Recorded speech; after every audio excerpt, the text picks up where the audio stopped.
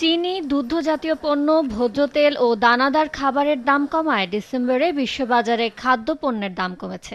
জাতিসংঘের খাদ্য ও কৃষি বিভাগ FAOর মাসভিত্তিক মূল্যসূচক প্রতিবেদনে এ তথ্য উঠে এসেছে।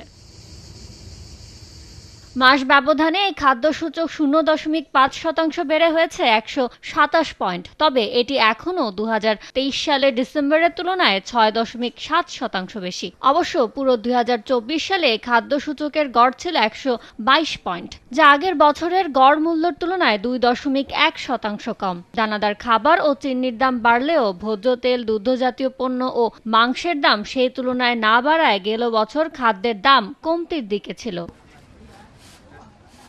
গমের দাম স্থিতিশীল থাকায় গেল ডিসেম্বরে দানাদার খাবারের দাম অপরিবর্তন ছিল। একই সঙ্গে চাহিদা কমায় চালের দাম কমেছে 1.2%। 2023 সালের গড় মূল্যের চেয়ে দাম বেড়েছে 0.8%, যা গত 16 বছরের মধ্যে সর্বোচ্চ।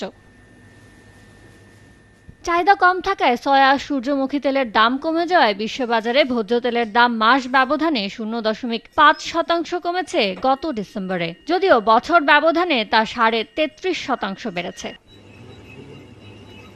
টানা 3 মাস কমার পর ডিসেম্বরে 4% বেড়েছে মাংসের দাম। আর গেল বছর 2023 সালের তুলনায় মাংসের দাম বেড়েছে 7.1%। একই সঙ্গে টানা 7 মাস কমার পর বৈশ্বিক বাজারে দুগ্ধজাত পণ্যের দাম ডিসেম্বরে বেড়েছে 0.4%, আর বছর ব্যবধানে বেড়েছে 4.7%। পাশাপাশি আখের উৎপাদন বাড়ার সম্ভাবনা সামনে রেখে কমেছে চিনির দামও। চিনির দাম 2023 সালের একই সময়ের তুলনায় কমেছে 10.6%। ইয়ানুর শিফাত, সময় সংবাদ।